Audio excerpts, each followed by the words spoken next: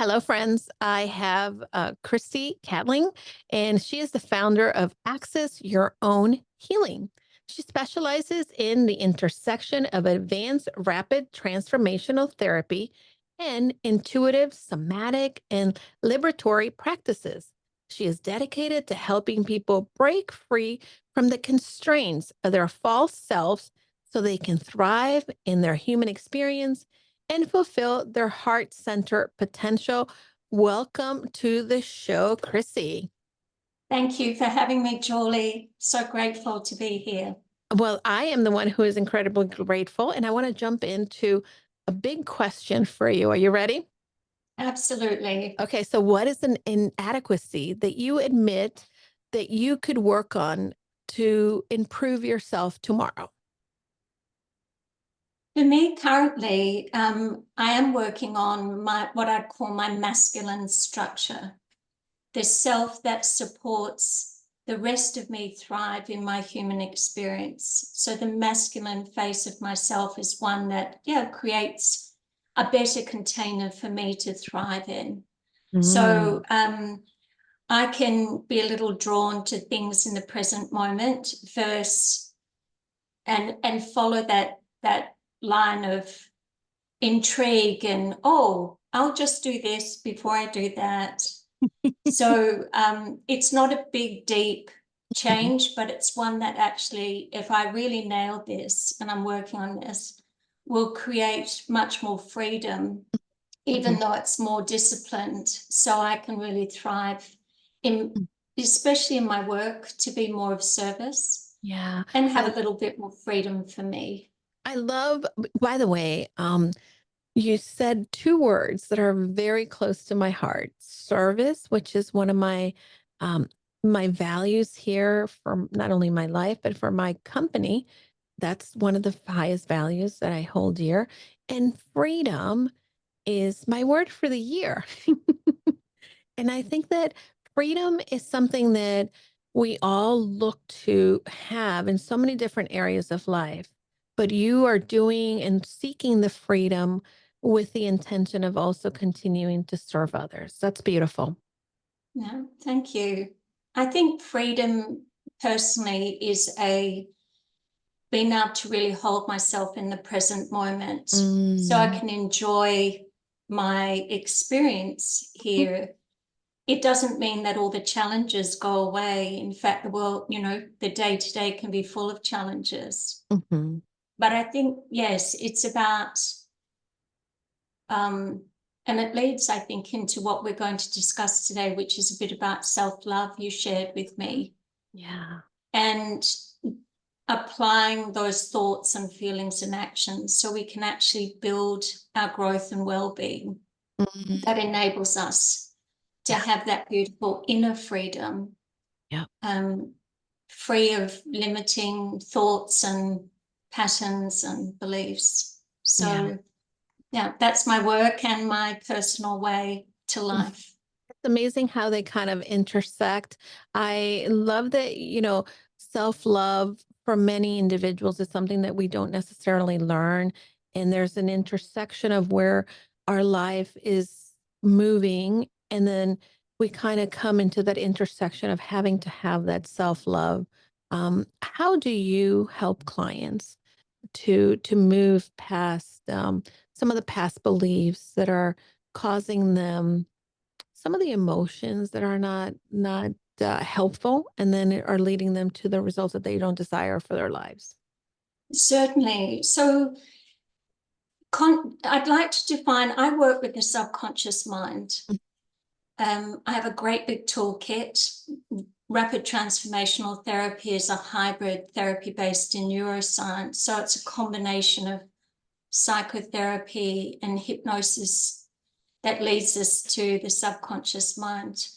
Some neuro-linguistic programming and cognitive behavioral therapy. And then I link my work a bit to somatic clearing and healing for people. So to answer your question, in that space, the subconscious mind is where it creates our beliefs, which also create our patterns of behavior. Mhm. and our beliefs run our thoughts and feelings. So when I help a client through accessing their subconscious mind, which is like a vast library, it doesn't forget anything. Mhm. And say we come with an issue that is, well, with self-love, people pleasing leads us is going against the grain of really loving yourself, in Mhm. that where you're putting yourself in a healthy first. Yeah. And people pleasing is at the detriment of yourself, because you're undervaluing your own, what is important to you, and putting everyone else first. But I Mm. work with a vast array of anxiety and trauma and all the rest. But we get to access the subconscious mind, and I just simply direct and instruct their mind to go back to scenes, places, events, and time, one at a time. That's all to do with their limiting issue. And Mhm. we're like detectives in that space, and we get to find out the root cause of what your mind decided to try and keep you safe at a particular time that was quite pivotal in your life, generally a time that was traumatic, Mm. or just a very not feel good, where your mind has gone, in order to keep you safe, I'll make a decision for you. Mhm. And using people pleasing, I'll make a decision in some way to, if I put everyone else first, maybe my needs will be met. Yeah. I think If I I'm, think that's the misconception that many people yeah, have. but of course that doesn't work that way. Yeah. So we get to find the root cause, and then we go about reinforming or informing the mind that that's no longer you. So we give it a lot of powerful language, Mhm. very simple instructions. So I help the client basically tell the subconscious mind that that's no longer them. You know, if something happened to you in your, and that's usually in your formative years, these beliefs are formed by your subconscious mind that then run in the background of your life Right. until we get to kind of swap them out, like a computer chip running in your computer, until you get to upgrade it. And the power of that process means it's fast and effective. It's not long-term therapy, Mhm. because consciously, when we work on ourselves, and that has a very valid and very healing, that's very valid and healing, that work. But because you're witnessed and you can learn skills that help you cope, and different ways to action towards well-being Mhm. and self-love and your growth. But working with the subconscious mind is very different, because when we change those deep-seated beliefs that the mind's created, it changes your reality. So what was happening on the inside is then mirrored in a completely different way in your outer life. And it can mean all sorts of wonderful things for people: healthy boundaries, Mhm. a greater love for yourself, an understanding that you are worthy and you are enough, and Mm. that you do fit in. Some really fundamental things that, if we can live by in, you know, in an internal way, then we get to be actually build our growth and our well-being from that space. Mm. So RTT with some somatic and liberatory practices I use, which is informing the mind through the way it learns, which is using language and images. It's the two ways our subconscious mind takes in information. So we give it new information. Yeah. Yeah. It's powerful. I was on your website, and from the conversation that you and I had previously and looking into RTT, I know that, this is a basic need that so many of us have because, like you said, we walk with this chip in the back of our of ourselves that's running programming that it's not serving us.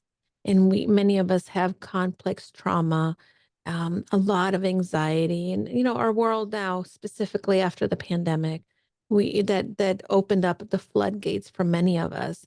Everything that you've been sharing is incredibly fascinating, and I am wondering, the listeners are meeting you for the first time, but what was your journey to get here? What led you to do this work, and how did it transform you personally, and what was that Oh, transformation?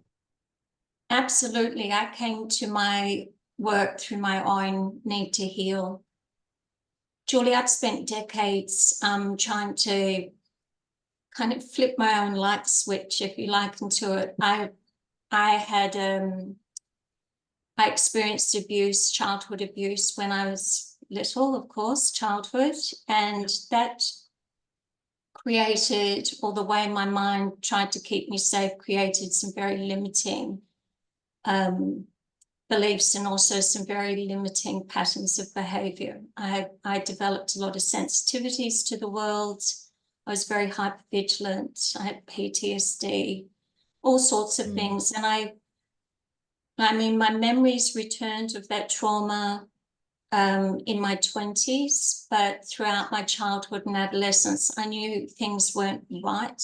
But until later, I didn't know what that was. It was just like walking through an invisible minefield, really. Growing up was not easy. And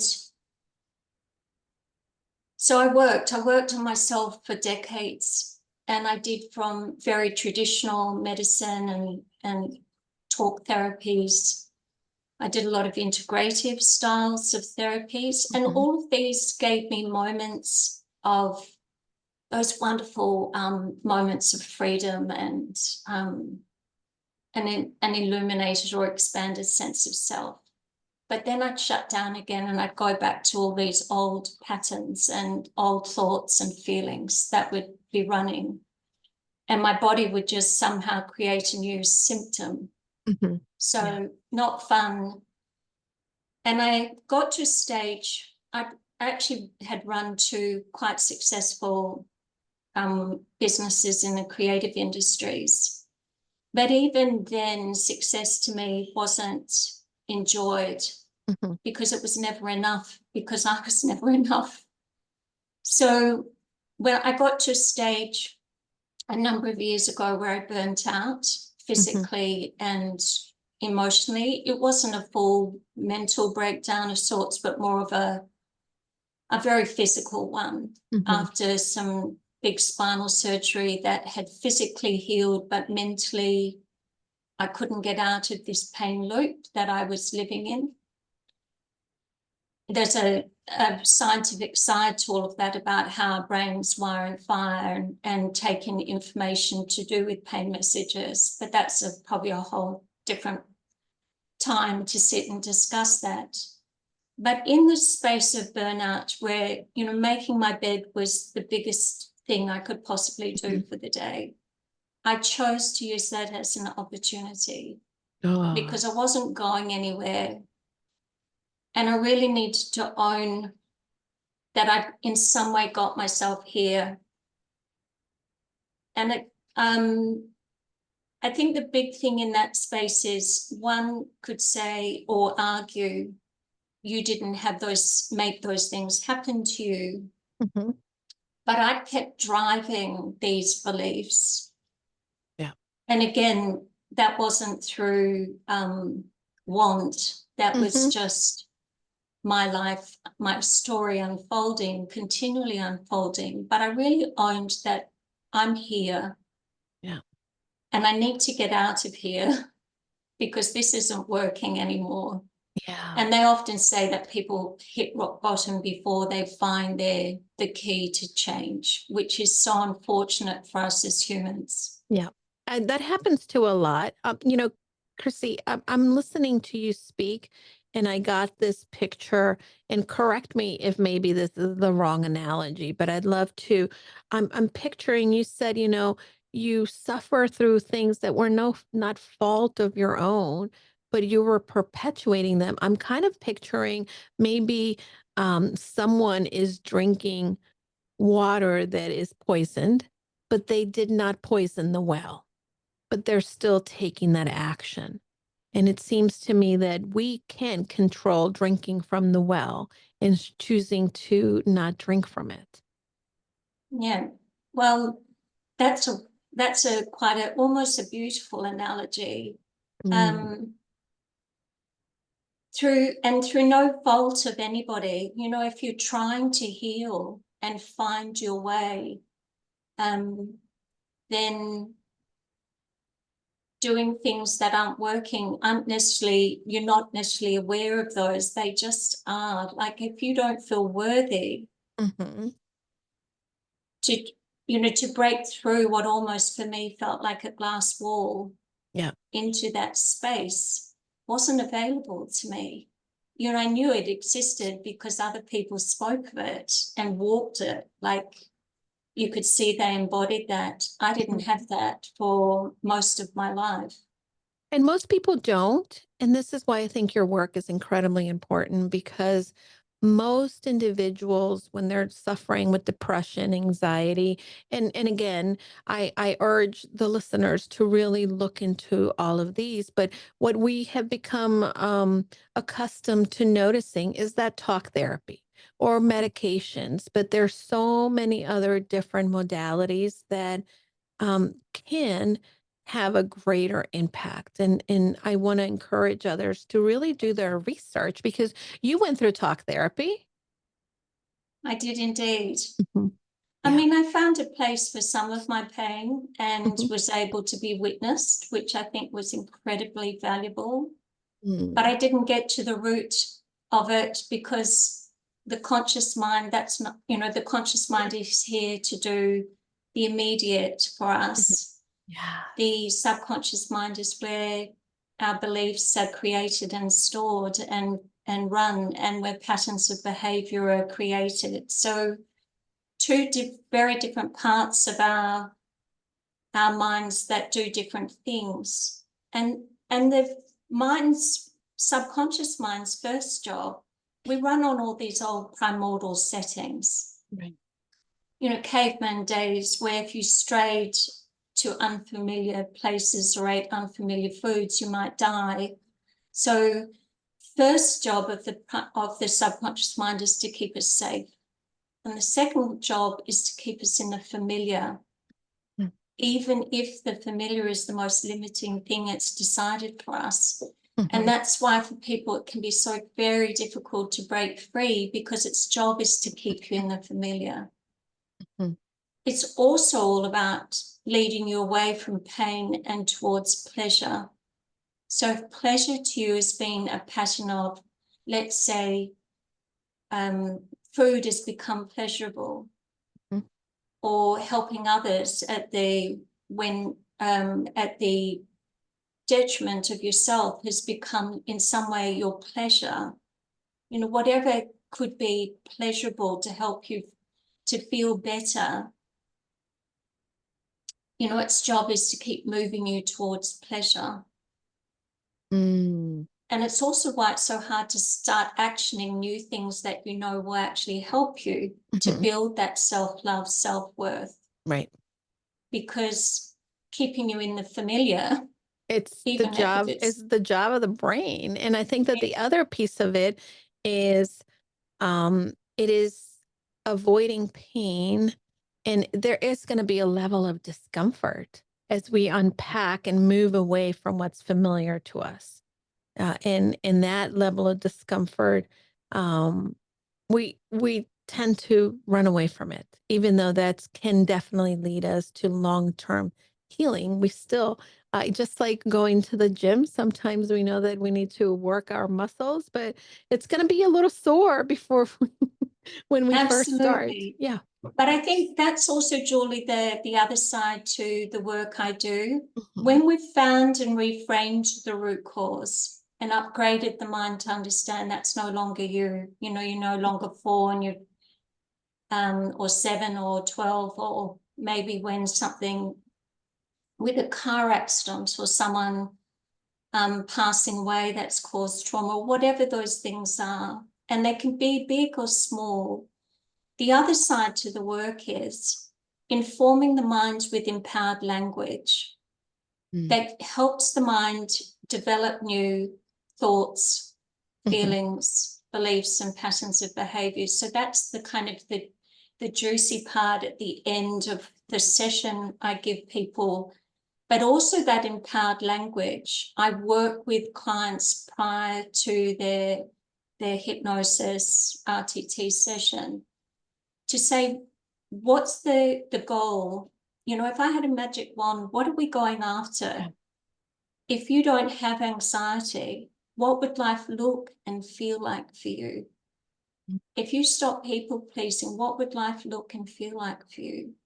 If you're not triggered all the time, or whatever it is. Yeah. And that's what we go after. So with their help, we've fashioned what they desire for their outcomes. And then my job is to also empower the minds with language about their worth, their enough, they're lovable, all these things. And to also teach the mind that if it's that powerful, that it can create this limited belief, it can also create the opposite of that. So we inform the mind, and I create at the end of a session an audio with this empowered language.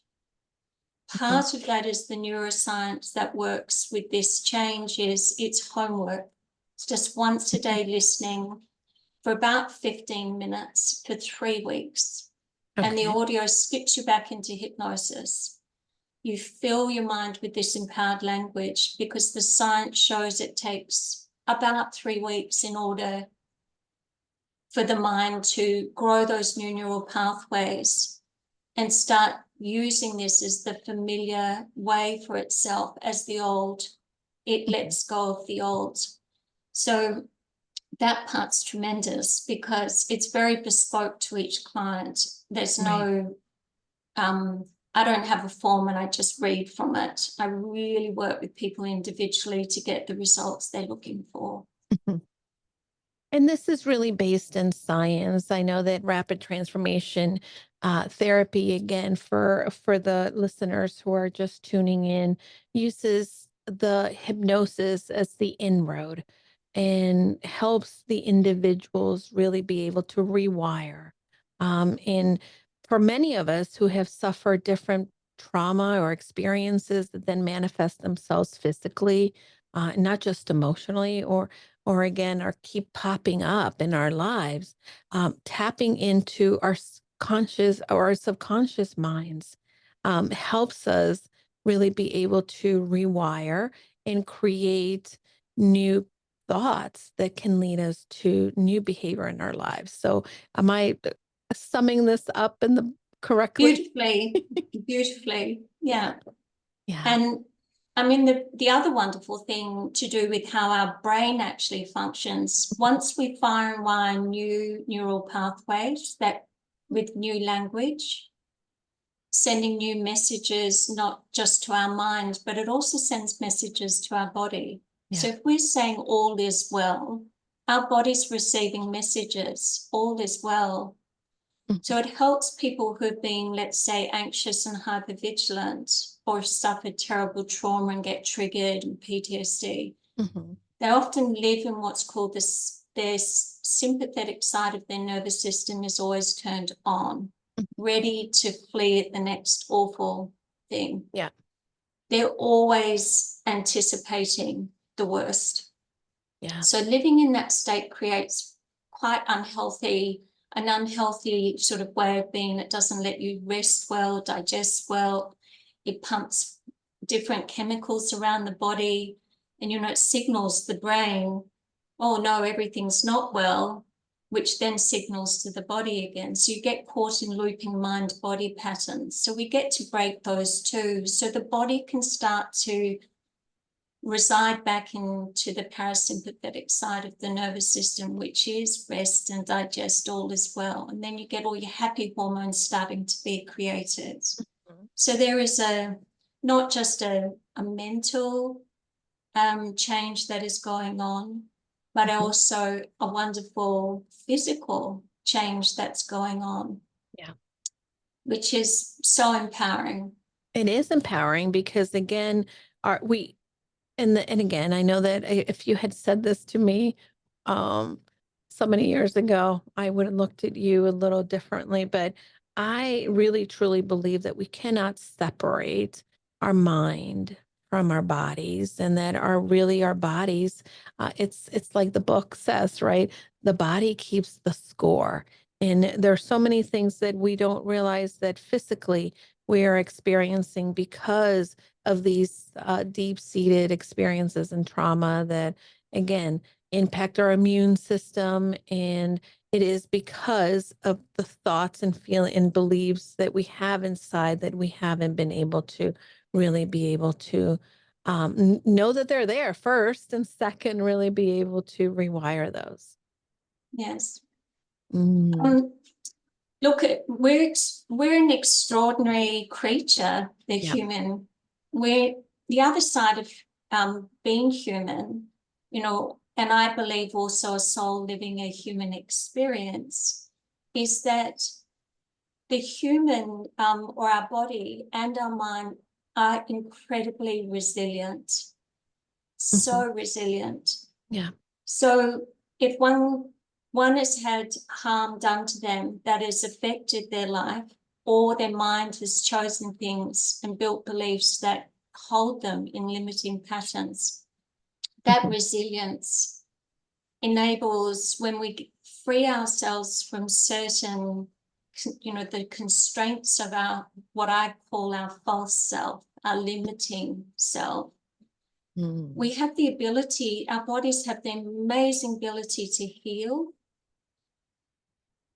Our minds have an amazing ability to sort of, to also see the world in a completely different way, Mhm. to really be able to appreciate and action that self-care and self-love towards ourselves, which is so important. But if you're not Yes. feeling worthy, so difficult to be able to do that. Or if you're Yeah. triggered all of the time, so difficult to be able to do that.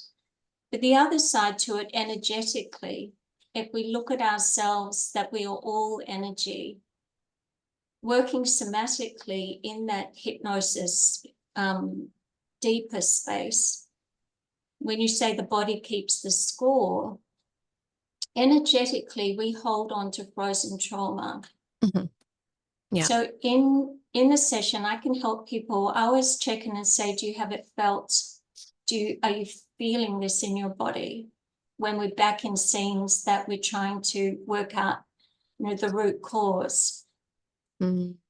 Probably 99% of the time, someone has a felt experience. So I'll help them clear that from their body, just using the power of imagination.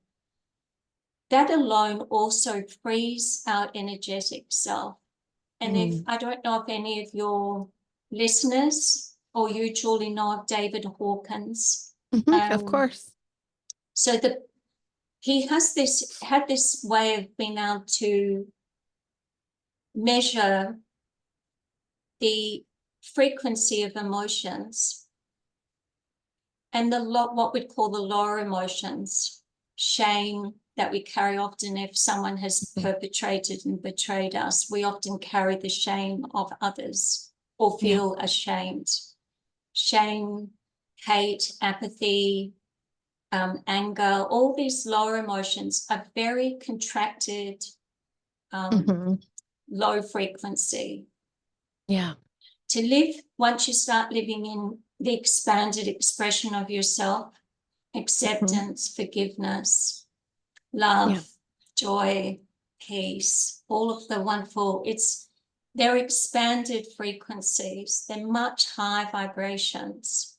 So Yeah. then, when you hear of, say, the likes of Joe Dispenza speaking of how we can then attract a new way to start manifesting or co-creating a new way for ourselves. When we live in an expanded expression of selves, that is more available to us. Wow. Wow. Yeah. I'm so fascinated by this, and I know that the initial work really opens individuals up to exploring so many different things. Now, I've come across individuals that certainly are hesitant, and perhaps, we have someone that is intrigued, but there's that hesitancy because they don't know a lot about hypnosis. And in doing some of the research, I've come to find out that this is really a science based. But for that person that is listening to us, Chrissy, what would you say to them that can help them understand the hypnosis part of RTT more? Well, it's a great question, Julie. Hypnosis enables one to access the subconscious, but it doesn't mean you're still not aware of, say, the room and sounds around you. Mhm. Unlike all the stage things where you've seen people popped into hypnosis and have been supposedly made to do silly things, you have free will in this space. I Yeah. cannot make you do anything you don't want to do. Mm. And it's safe. Right. So You good. can't go back in time, Mhm. like jump in the TARDIS and rock back. The mind will take you to scenes. It's a bit like watching television Mhm.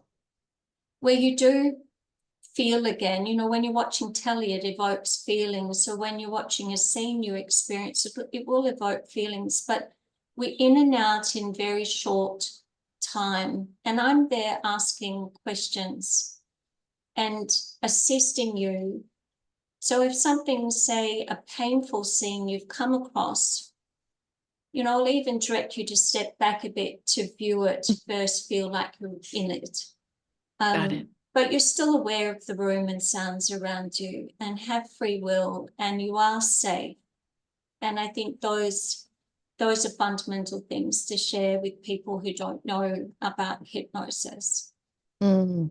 I love this answer so much because I think that that's the piece that for many individuals, we've had Hollywood kind of give us a glimpse into what hypnosis is not. And we think that this is really how it works. But you've given us a really great understanding of that we still have that control, that we still can definitely delve into this without having to compromise a lot of our being in giving control to somebody else. Because someone that has trauma, they're very hesitant to give away a little bit of their power, especially if they work to get moved past it.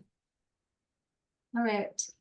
I Mm. think the other lovely thing, and it's a positive that came out of COVID for my colleagues and I who work in this space, is that we got to work only via like Zoom, like you and I Mm. having this conversation. And because I have clients all over the world, and in my hometown, working with Zoom enables clients to be in the comfort of their own Mhm. home. So after a session, even if you live down the road, if you're in the comfort of your own home, you don't have to leave a session, you could feel a lot of the time, some people feel quite tired because we've done a lot of inner work. Mhm. You don't have to deal with the traffic. You don't have to, you could, if you block out a little bit of time in your day, you can have a sleep or a Mhm. little rest, or just let that integrate, a walk in the park, take your shoes off and walk on the grass, kick that snow around maybe in Yes. your part of the world. Yes. But working via Zoom, the outcomes are no Mhm. different than working in person. In Mhm. fact, I actually believe they're probably better for people because of what I've described. And Julie, can I describe the 3 different ways you'll feel the effects of this particular work? Be really Sure. helpful, I Absolutely. feel.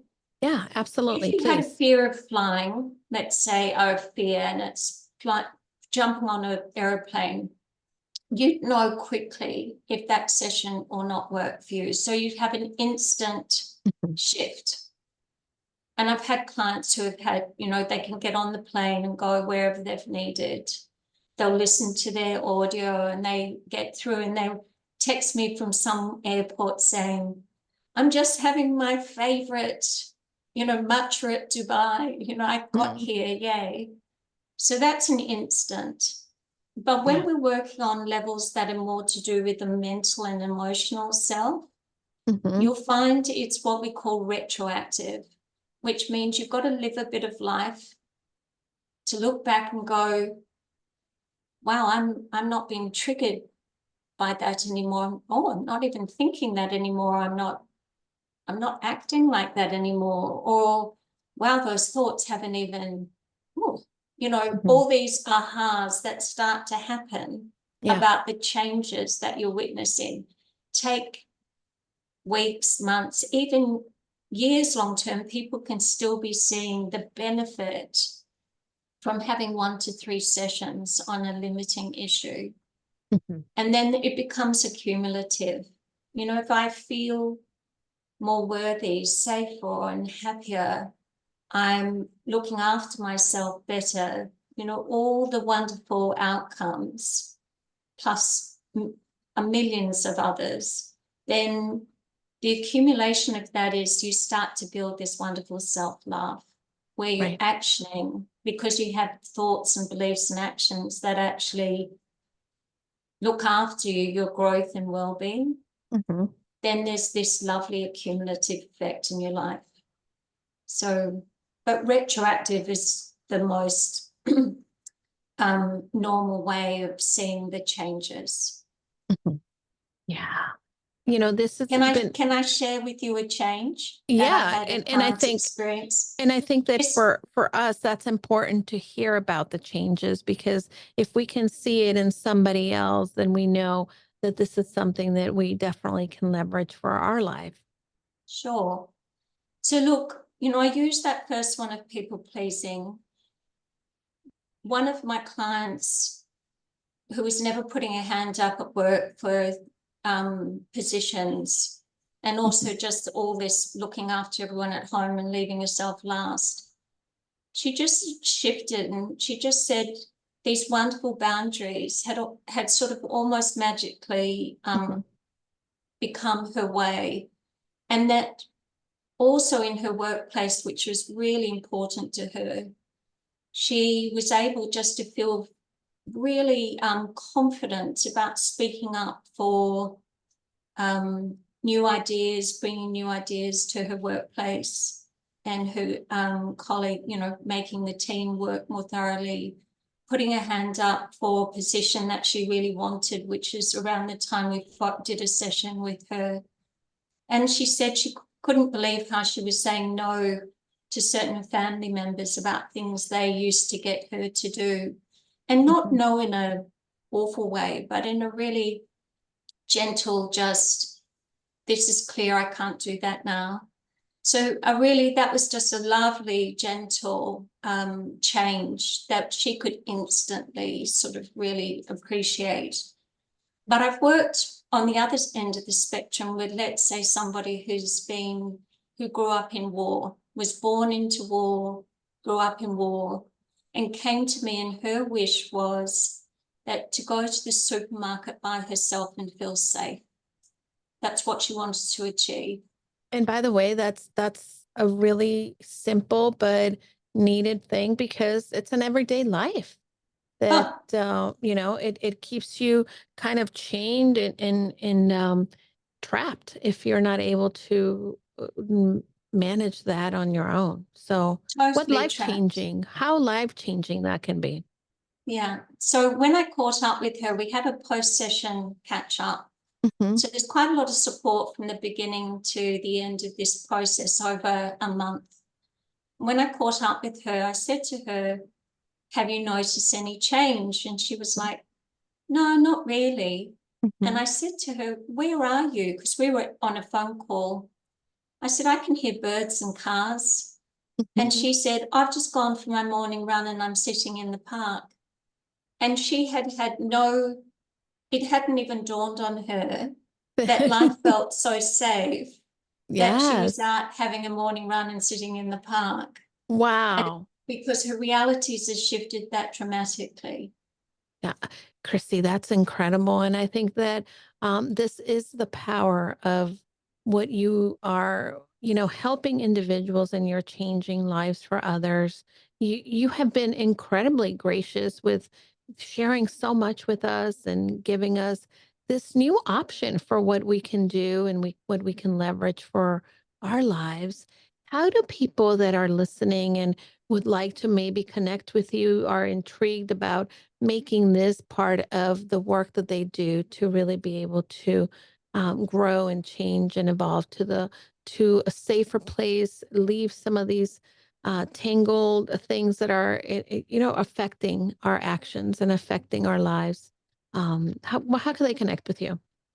Okay, well, that's very kind, Julie. The easiest way is to go to my website, and you Hmm. can click on a button that you fill in a form, and we'll work out a time to catch up and simply have an introductory complimentary chat, just so Very you can nice. ask more questions, and I can share a little bit more with you Hmm. about and ascertain if I can help you, or maybe, a colleague, if they're more aligned to a specific Hmm. area to focus on. But I think that way we get to see, and you also have a stepping stone to see if you feel trusting of me to do this deep work with you. So my website is simply one word, accessyourownhealing.com. Beautiful. Chrissy, thank you so much for being here. I know that it's so early for you, but you are a master. You've done the work yourself, you're leading others, and this is life-changing work. Thank you so much for taking the time. Will you come back? Maybe we'll have more I would love to conversations on come back. this. There's so Amazing. many wonderful things we can discuss to help Yes, others. Yeah. absolutely. Well, you're amazing. Thank you so much for being here. And people, don't forget, this is a great, great session. This is something that I highly recommend. We have the power to be able to rewire, and this is a great way of doing it. Chrissy, thank you so much for being here. We'll have all the information in the show notes. And don't forget, my friends, go confidently in the direction of your dreams. Bye.